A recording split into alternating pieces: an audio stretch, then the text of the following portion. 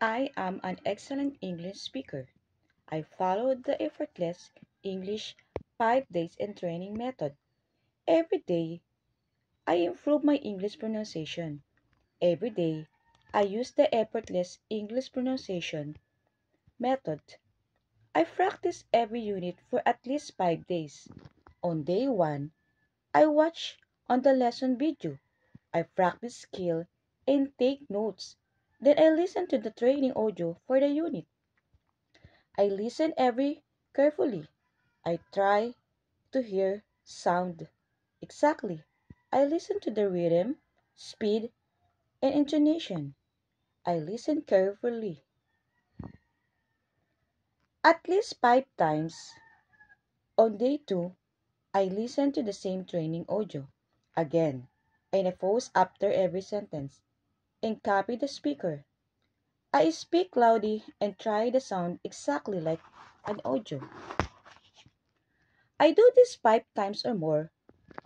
On a day 3, I read the test for the training audio and loud with a strong voice.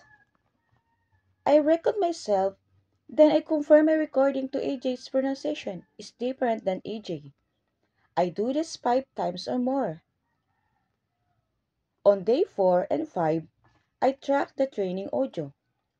While listening to the audio, I speak out loud.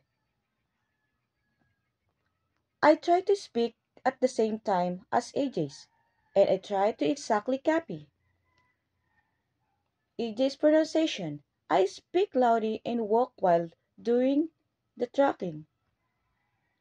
Whatever possible, I do this tracking technique at least 5 times a day.